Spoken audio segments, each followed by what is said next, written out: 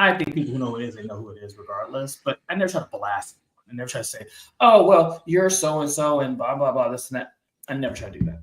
I never try to do that. So, but it's the connectivity people have with that, and I think that is why it becomes so popular. People are having these avenues to talk and feel heard and seen.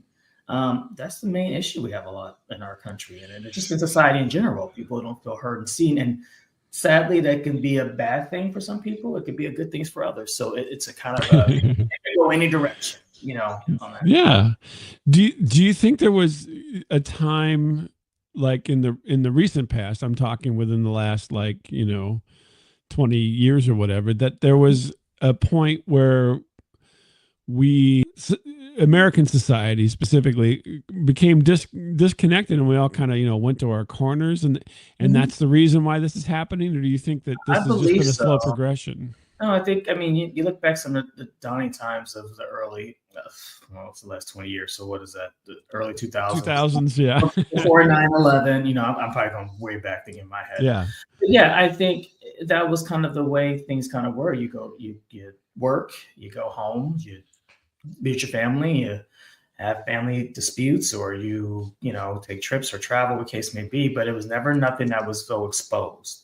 But back to my early statement, I just feel like reality TV just opened that door, because otherwise you just go home and watch a sitcom or a TV show, and that was your connectivity to something outside that world. But I think it also depends on where you grew up too. I think, I grew up on the very liberal eliteness of California. So, and I think people who grew up maybe in the Midwest in certain aspects had different levels of work and play and how they in their lives. So I think it's a lot of those factors went into that. But yeah, I think you're right. It's just kind of you go to work, come home, family, and kind of rinse, repeat, and do it again. It's interesting when you said that. So you said basically that, when you got home, you may watch television, and then that was your point of connectivity. So with the internet opening up, basically, I think you hit upon something there, in the sense that now that people are away from broadcasting, right, which is one point to multiple people, now you have multiple points, and so it's much more of an interactive kind of a situation.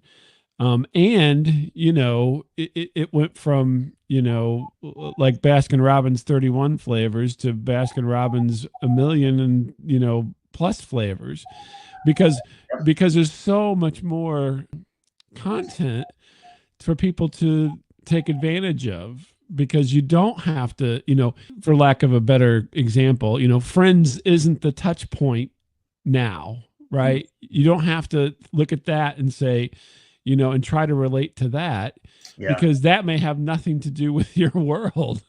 But that was kind of the most popular thing in that, in the late 90s and so forth. And you were kind of forced into it in a way.